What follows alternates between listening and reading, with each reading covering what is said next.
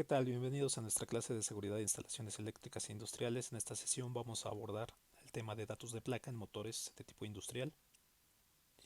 Bien, tenemos que los motores eléctricos van a tener asociado siempre una placa o una etiqueta en donde aparecen los datos relevantes de la operación del motor puestos por el fabricante. El fabricante es quien debe incluir esta placa en sus productos de acuerdo a las diferentes normas del país en el que se vayan a distribuir. En México, por ejemplo, el artículo 437 de la norma oficial mexicana, NOM 001, o en Estados Unidos el NEC especifica el marcado de motores, es decir, el contenido que debe tener esta placa, la información que debe de contener esta placa. La Asociación Nacional de Fabricantes en Estados Unidos, o NEMA, es quien especifica qué datos debe incluir cada placa en los motores. Algunos de estos datos pues aparecen aquí mostrados en una figura de ejemplo, una placa de ejemplo, pues nombre del fabricante, potencia nominal, velocidad nominal, número de fases, frecuencia nominal, tipo de motor, tipo de marco, diferentes parámetros, diferentes características que vamos a abordar a continuación.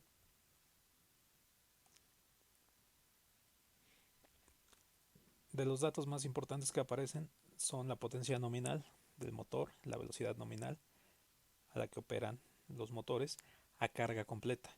Hay que recordar que estos valores nominales no necesariamente son los valores a los que el motor tiene que operar siempre, sino son los valores para los que está diseñado el motor para operar sin sobrecargarse, sin sobrecalentarse. Entonces el motor podría operar a una potencia menor o a una velocidad menor. Tenemos entonces que aquí aparece la potencia nominal a la que puede operar un motor a carga completa sin sobrecargarse. Las unidades de la potencia aquí son unidades del sistema inglés, que son HPs o caballos de fuerza, y aquí aparece la velocidad en revoluciones por minuto, en RPMs. En este caso tenemos que la placa de este motor sería de un HP, este motor sería de un HP y la velocidad a carga completa sería de 1720 revoluciones por minuto.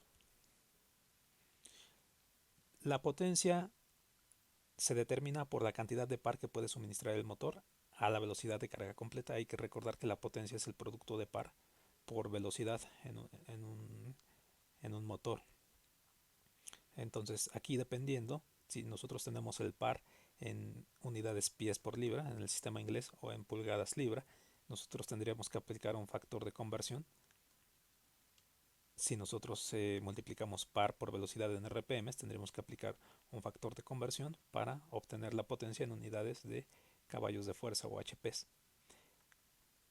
Es muy común utilizar unidades del sistema internacional, en donde la potencia se obtiene igual como el producto de par por velocidad, en donde la potencia resulta con unidades watts y el par se aplica igual eh, en unidades del sistema internacional en newtons por metro, la velocidad en radianes sobre segundo, esto daría watts. Tenemos la equivalencia entre unidades del sistema internacional y del sistema inglés. Un HP es igual a 745.7 watts. El NEMA tiene diferentes potencias estandarizadas para los motores. Aquí hay una tabla con potencias estandarizadas en HPs desde 1, desde un HP.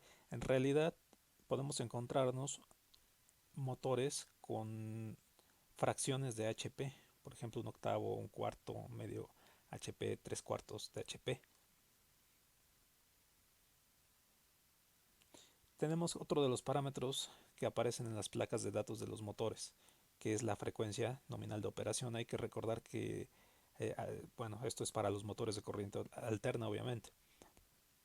Tenemos que los motores de corriente alterna se van a alimentar con voltajes que son variantes que tienen parte negativa, parte positiva, es decir, señales de corriente alterna, señales periódicas a una frecuencia que puede ser de 60 Hz o puede ser de 50 Hz si se van a conectar a la red nacional, a la red eléctrica, perdón, que suministra alguna compañía de energía eléctrica.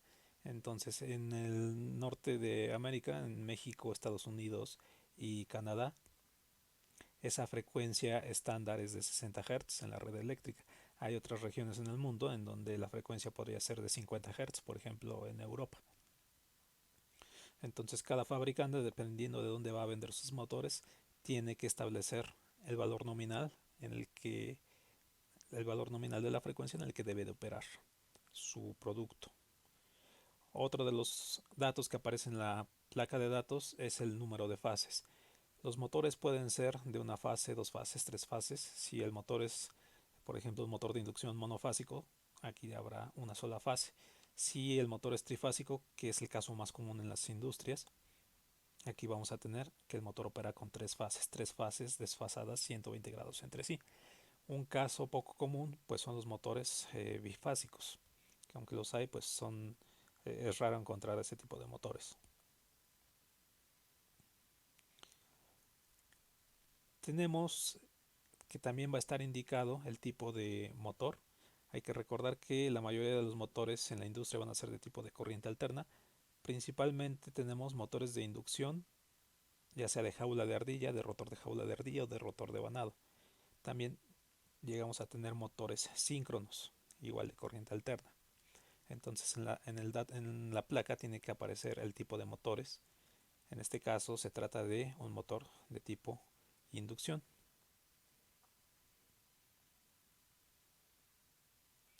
Otro de los datos que aparece es el tipo de marco. El marco pues va a ser la carcasa o la estructura en donde están montadas los devanados del estator. Entonces sería esta parte. Tenemos que la información que contiene el número de código de marco incluye, por ejemplo, el tamaño del marco, por ejemplo, esta distancia D, esta altura D que hay entre la base y el eje del motor, se puede obtener a partir de los dos primeros datos, de los dos primeros números de este código. Tenemos que las letras que aparecen, están asociados a el tipo de marco, a determinado tipo de marco. Por ejemplo, la letra C nos da información sobre qué tipo de acoplamiento puede usarse para el motor. Por ejemplo, la C nos da el dato de que hay orificios roscados en la parte frontal del motor para acoplar ciertas cargas, ¿no?, a través de esos orificios. Y aquí hay un resumen dependiendo la letra que aparece en el código de marco, pues podríamos tener diferentes características. Por ejemplo, una S indica que el motor tiene un eje corto. Este tipo de motores pues se diseñan para acoplarse directamente a una carga y no para usarse en transmisiones por correa. Por ejemplo, la letra J indica que este tipo de motores está diseñado para montarse en bombas. Por ejemplo, la letra Y indica que el motor tiene una configuración de montaje especial. No se indica qué tipo de montaje es una configuración especial, pero pues puede ser algo fuera de lo común. Por ejemplo, la letra Z indica que el motor tiene un eje especial, que puede ser, por ejemplo, más largo, mayor diámetro de lo normal, roscado, o tener algún diseño, por ejemplo, con tener agujeros. Las letras T y U se refieren a motores basados en normas modernas, concretamente motores diseñados a partir de estándares de fechas, por ejemplo, de 1964, y las letras U son motores estandarizados con fechas anteriores a, a este año, 1964. Aquí, por ejemplo, hay diferentes motores, diferentes figuras con diferentes tipos de código de marco. Aquí, por ejemplo, pues está un motor con estándares antiguos, bueno, estándares anteriores a 1964. Tenemos, por ejemplo, un motor con código que indica que este motor se usa en bombas. En bombas tenemos que este motor, por ejemplo, es un motor de eje corto, un motor con estándares modernos. La letra J aquí también está asociada a motores que van asociados a bombas.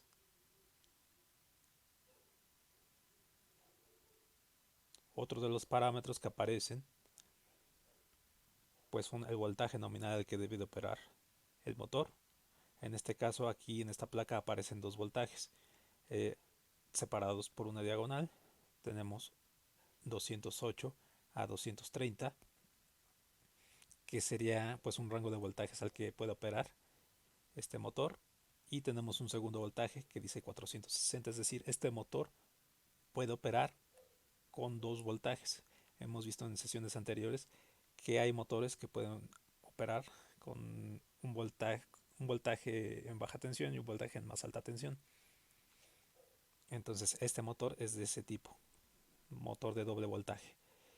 Tenemos aquí el amperaje a carga completa, es decir, cuando nosotros tenemos el motor operando a carga nominal, es decir, a la potencia máxima para la cual está diseñado, sin sobrecalentarse, sin sobrecargarse, pues esta sería la corriente que pide si está siendo alimentado con estos voltajes de 208 a 230 voltios. El motor estaría pidiendo 3.8 amperes a 3.6 amperes. Si nosotros alimentamos con un voltaje de 460 voltios, nosotros tendríamos que el motor estaría pidiendo 1.8 amperes. Esto a carga máxima, a la máxima carga que puede mover el motor sin sobrecalentarse. Aquí tenemos el tipo de gabinete, un código de tipo de gabinete. El tipo de gabinete pues básicamente es la carcasa, pero en esta ocasión se refiere a cómo va a estar diseñada esta carcasa. Si va a tener eh, presencia de agujeros, por ejemplo, para ventilación, o va a ser cerrada la carcasa. Entonces tenemos una clasificación de estas cuatro características, estos cuatro modelos. Por ejemplo, el ODP es abierto a prueba de goteo o de escurrimiento. Este sería un ejemplo de tipo de gabinete ODP. Tenemos que el TFC es totalmente cerrado, refrigerado con un ventilador, y la carcasa del motor está sellada para evitar entrada de humedad en suciedad. Entonces, dependiendo del ambiente en el que se utilizan los motores, pues hay que revisar la clasificación. En ambientes hostiles, por ejemplo, en los que el motor debe estar completamente sellado, cerrado, pues se utilizan estas clasificaciones, las últimas dos clasificaciones, en donde no debe de ingresar ningún gas, por ejemplo, ningún polvo, nada. Pues seguramente se tendrán que usar clasificaciones como las dos últimas. Las dos primeras pues serían de las clasificaciones más comunes. Tenemos el régimen de trabajo o ciclo de trabajo. Esta característica que aparece aquí como duty nos va a dar información sobre el régimen de operación, es decir, la forma de tiempo que debe de operar el motor, si debe ser un régimen continuo de tiempo. Un régimen continuo de tiempo es aquel régimen de 3 horas o más en las que el motor debe de operar de forma ininterrumpida. Entonces ese sería un régimen continuo. Casi todos los motores están diseñados para trabajar en un régimen continuo de tiempo. Hay algunos motores que están diseñados para trabajar de manera intermitente. En tal caso, aquí se indicará cuál es el ciclo de trabajo que debe de cumplir ese motor. Puede ser 15 minutos, 30 minutos, 40 minutos, etcétera.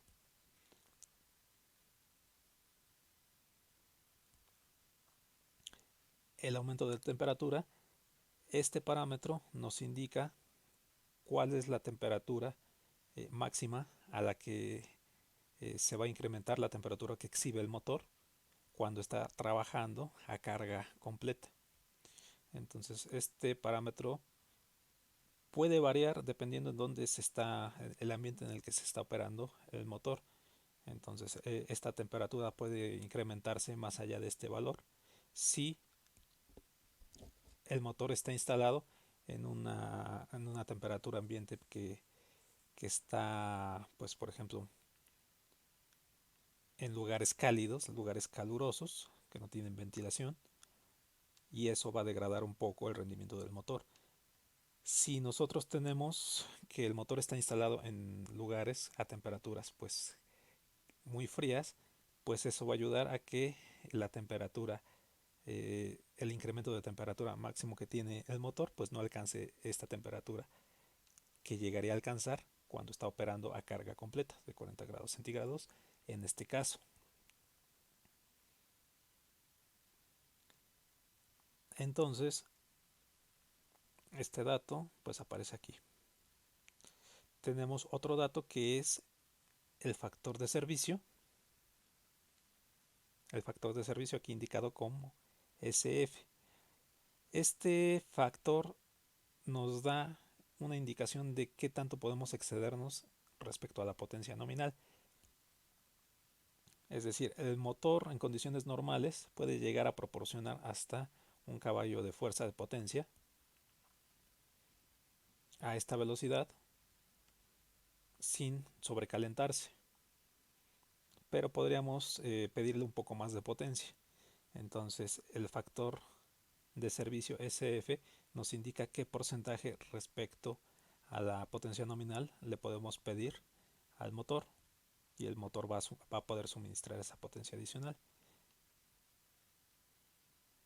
El problema aquí nada más es que si el motor opera en el rango de factor de servicio, es decir, con ese 15% extra en 1.15 HP, se puede causar una reducción de velocidad y de eficiencia que tiene el motor normalmente. Y por supuesto está siendo operado con una característica de sobrecarga. Entonces eso va a aumentar un poco la temperatura de operación del motor, pero nos puede llegar a suministrar una potencia adicional. Si nosotros trabajamos con esa potencia adicional, pues hay que cuidar que no sea por mucho tiempo.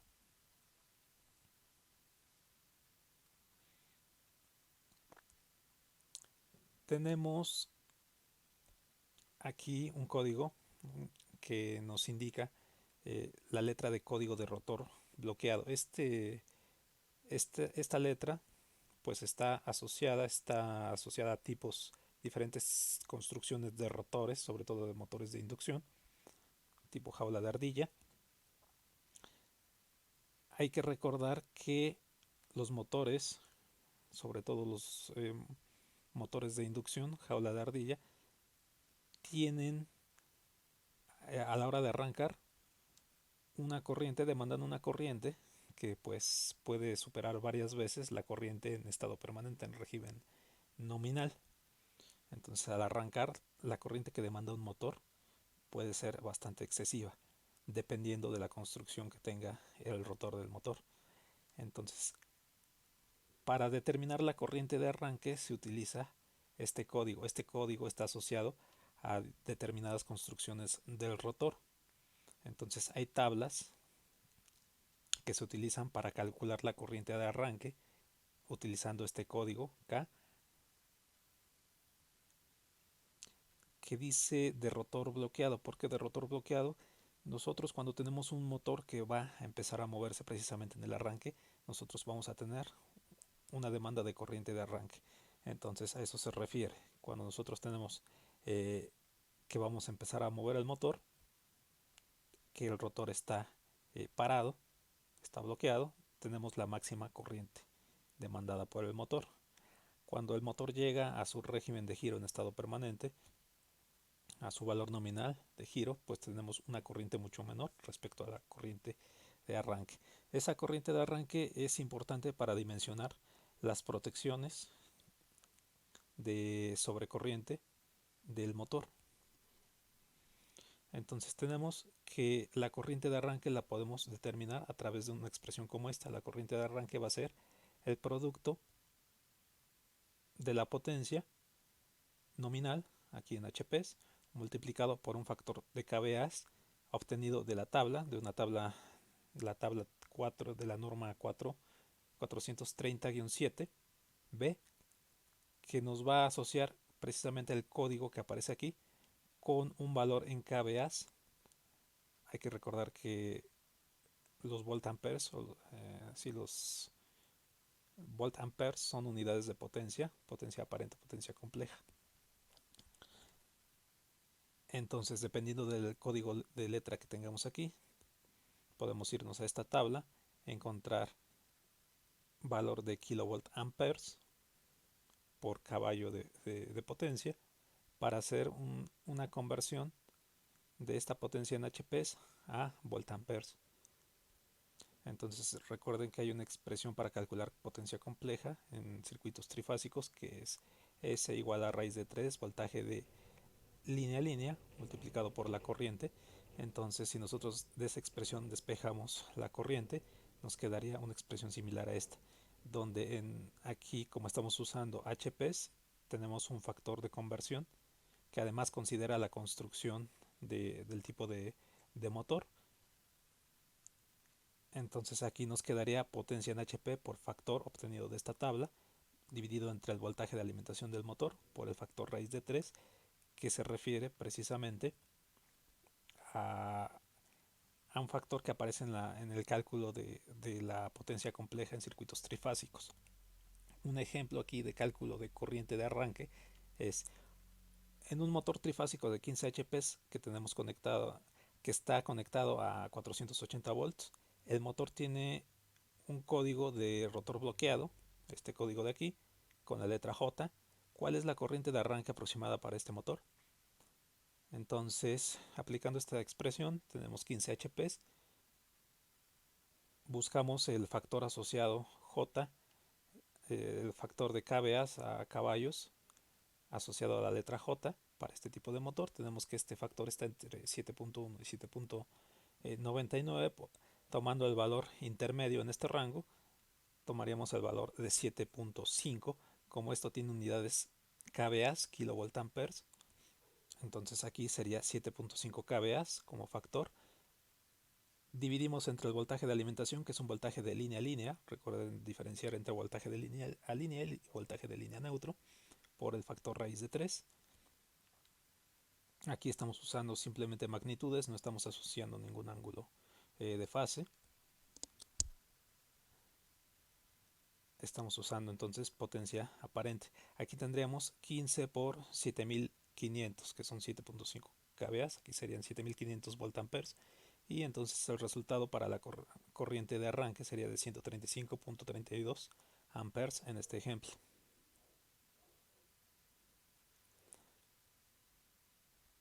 Bien, aquí tenemos el código de diseño establecido por la Asociación de Fabricantes Nacional en Estados Unidos. Aquí hay 4 letras de diseño asociadas, la letra de la A a la D. Entonces, cada una de las letras tiene diferentes características. La letra B sería la letra que aparece más comúnmente en los motores. Tenemos que las características que aparecen en C y en D pues son características de motores un poco más especiales respecto a los que comúnmente aparecen. Entonces,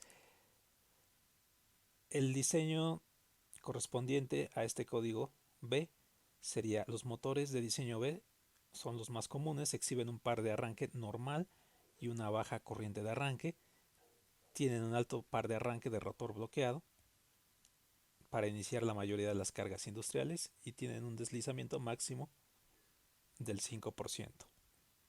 Hay que recordar que el deslizamiento pues es un parámetro que aparece en los motores de inducción, los motores asíncronos, que no aparece en los motores síncronos. Entonces estas características están asociadas a motores de inducción. La eficiencia del motor también aparece aquí. Hay que recordar que la eficiencia la podemos medir como la potencia que se le entrega al motor, la potencia eléctrica que se le entrega a través de corriente y de voltaje, comparada con la potencia que le entrega el motor a la carga. Es decir, la diferencia entre la potencia entregada y la potencia que se le entrega al motor y la potencia que el motor le entrega a la carga serían pérdidas asociadas pues al calentamiento, pérdidas por efecto Joule en los devanados del motor, por rozamiento, por fricción, etcétera. Entonces, la medida de qué tanta energía se pierde respecto a la energía que se le entrega al motor y la energía que el motor entrega a la carga, pues se mide a través de la eficiencia. En este caso, aquí tenemos que el dato de placa nos indica que la eficiencia de este motor es de 0.77. En porcentaje esto habría que multiplicarlo por 100%, lo cual nos daría que este motor tiene una eficiencia del 70%. Es decir, por cada 100 watts que se le entrega al motor por parte de la línea eléctrica, se pierden 23 watts por efecto de calentamiento, fricción, etc.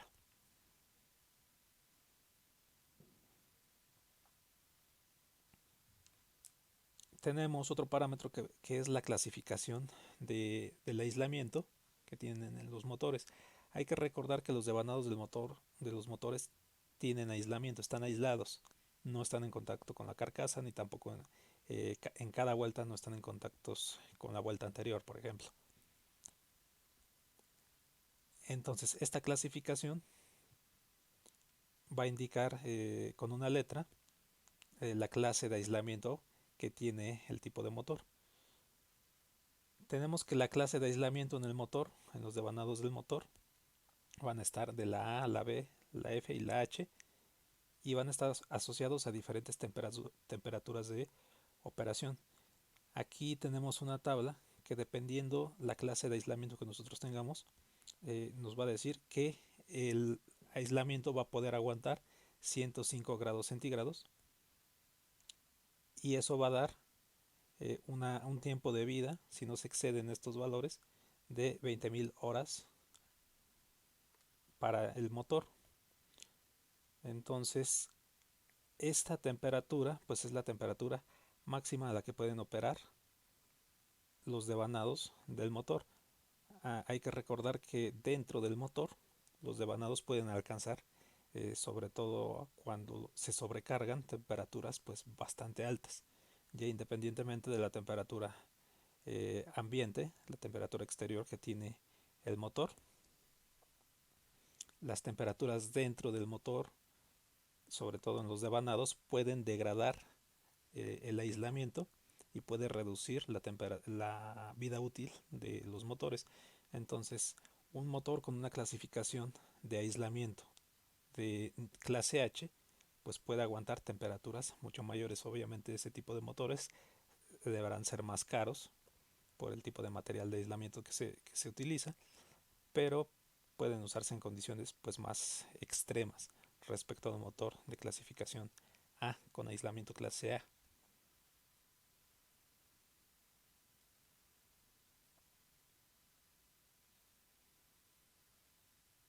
Aquí tenemos un par de datos que se refieren al modelo y al número de serie y por supuesto los diagramas de conexión que aparecen en los datos de placa.